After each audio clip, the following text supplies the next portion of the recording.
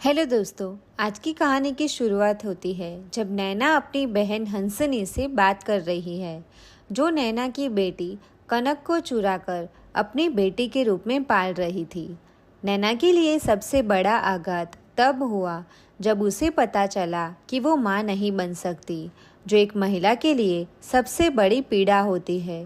हंसिनी ने ये सच स्वीकार किया कि उसने नैना की बच्ची कनक को चुरा लिया क्योंकि वो माँ बनना चाहती है और राजीव जी की ज़िंदगी का हिस्सा बनना चाहती थी, जो कनक के पिता थे। हंसिनी बताती है कि जब कनक उनकी ज़िंदगी में आई तो उन्होंने खुद को एक माँ के रूप में देखा और समाज में एक प्यारे परिवार के रूप में अपनी पहचान बनाई। हालांकि बंद दरवाज़ों के पीछे हंसिनी और राजीव के बीच कोई व्यक्तिगत रिश्ता नहीं था।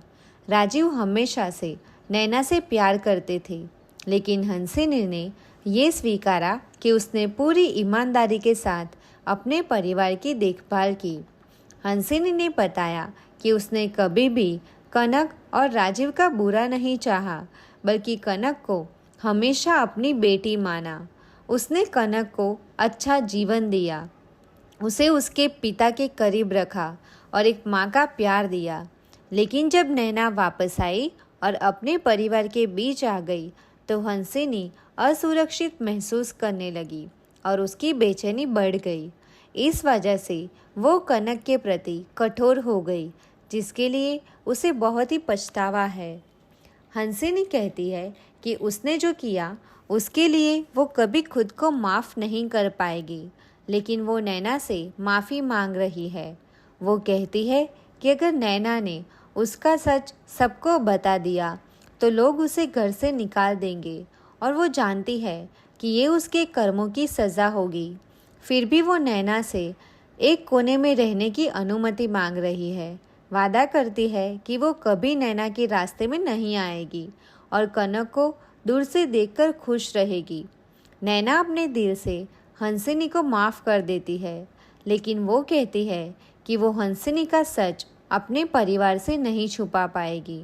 वो प्रार्थना करती है कि परिवार हंसिनी को एक मौका दे, लेकिन वो इस बात की गारंटी नहीं दे सकती कि हंसिनी अपना वादा पूरा करेगी। इस बीच राजीव चुनाव जीत जाते हैं और उनकी जीत की खुशी मनाई जाती है। हंसिनी राजीव के साथ इस जीत का हिस्सा बनना चाहती है, लेकिन नैना के मन में संदेह है।